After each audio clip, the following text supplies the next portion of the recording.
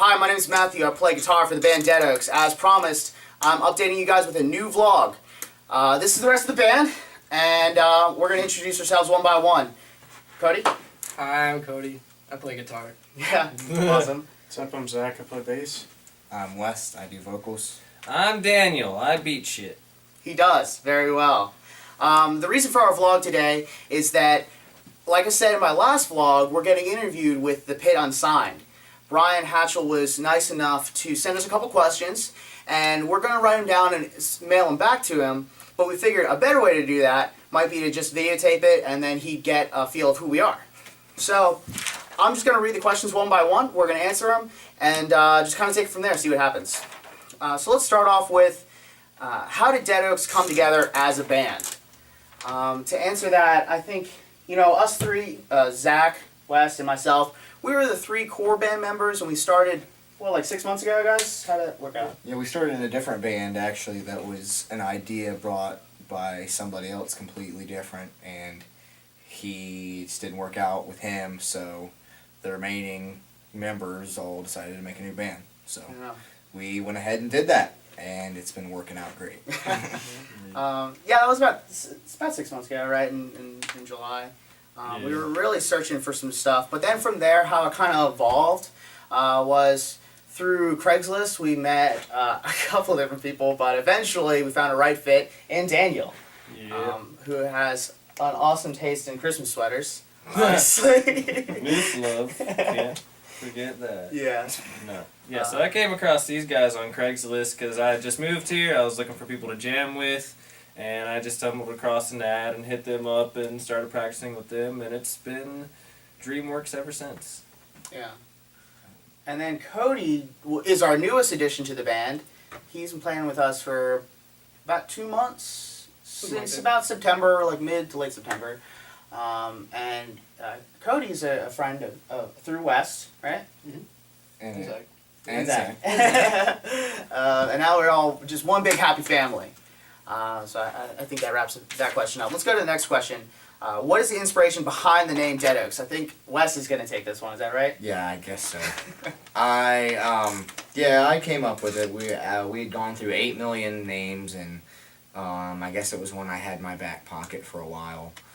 It's pretty much, where I came from, it was just nothing but woods and oak trees, and I guess it's sort of a metaphor for I guess everything that you see when you're young and it's vibrant and it's alive eventually just dies, and I don't know. Still stays strong. It's kind of it's just kind of maybe like embracing the past and seeing the future, and I don't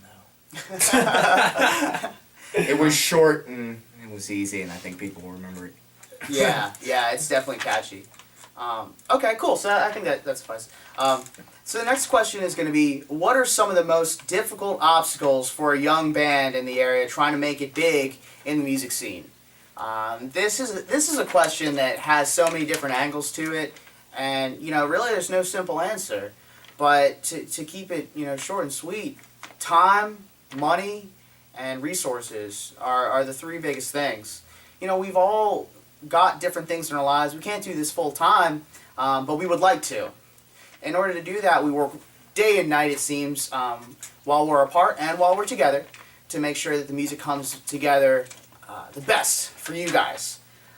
So, like I said, we all have separate jobs. The money sort of situation is the hardest to balance, but we get it together. Yeah.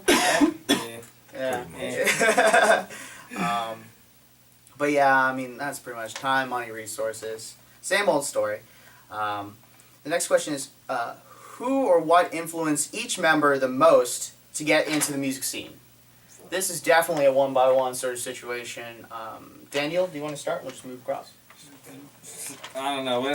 I guess music itself, just because my whole life, pretty much, growing up, music has always been a big thing that stood out to me. It's always hyped me up. It's made me feel different emotions. It's inspired me not just musically but also in other ways, the music itself, and I wanted to be able to make the same music that hypes me up and be able to hype other people up with it. And yeah. Awesome. Kind of use that as therapy. Definitely. I would say about the same. I started playing music when I was about 14, about sophomore year in high school, because I had just moved out of Baltimore City. I lived there for 14 years, and all of a sudden I was uprooted from where I grew up, where my home, and I was in an area I didn't know anybody, so I just started playing guitar. We moved to real open space area, and there wasn't a lot to do, but eventually I found that my school had a very large underground scene, and I started going to shows to meet people, and I started just kind of hanging out there and seeing the local bands, and it really inspired me how they took this really just boring area and just made it alive. And that's just kind of what you did every Friday, Saturday, Sunday night, and that's pretty much it. I'd have to just say music. I mean, it's been the only thing that's made sense over the last few years. It's been the only thing that's kept me sane for the last few years. I love it. I get to scream at least 3 times a week constantly, so keeps me insane. So, I have to say music, and I grew up seeing my father play guitar my whole life, so he's kind of the initial inspiration, but more so now it's kind of like therapy. It's a way to release yourself. Definitely. Katie? I'm going to agree with everybody. I'm also going to say I'm the black sheep of the family, so I just try to do everything that they don't like. Yeah. This off the They parents. really don't like this kind of music. You rap bastard. That's awesome. So Cody, what would you say are some of the biggest bands that influenced you, that got you into the type of music that we play? That's a really hard question for Yeah. There's so much music. Yeah. me. Anything with a breakdown, basically. Yeah. Yeah, that sounds about right. The day to remember included. Yeah. Cool. Zach, what kind of bands do you I like? was gonna say Killswitch was probably the first true metal band I listened to. Other than that, when I started listening to heavier stuff, like Between the Buried and Me, that got me into the technicality of the heaviness, and then started listening to stuff like Amir and Whitechapel, and been going heavier ever since. Very good. I'll probably have to say, as far as just wanting to do vocals, I'd probably have to say the Deftones, Glassjaw a lot.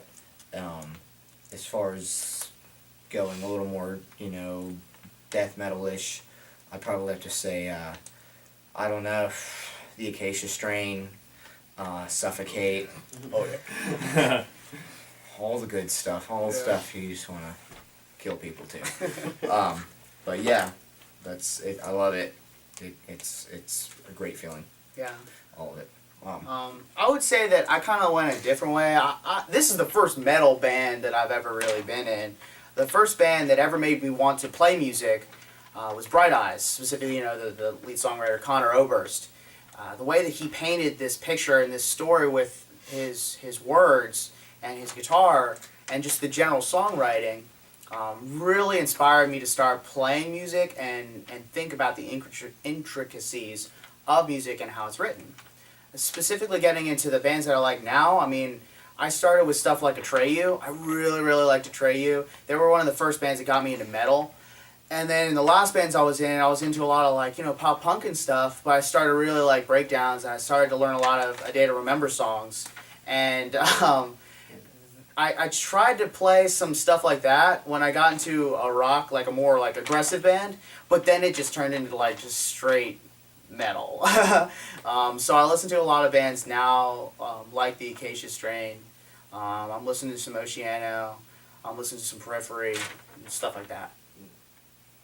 I guess for me, when I first really started getting into the metal scene, it was around 7th or 8th grade with the basic Pantera, Slipknot, stuff like that, and then Job for Cowboy was also a big first hardcore band I started listening to. But from there, it just kind of took off. Suicide Silence, Whitechapel is definitely a big one. Carnifex, just a bunch of stuff like that. Like him, when I started actually learning drums better, I was playing a lot of A Day to Remember, just I guess to get that down. But now I just like real heavy, grimy, offensive stuff. Okay.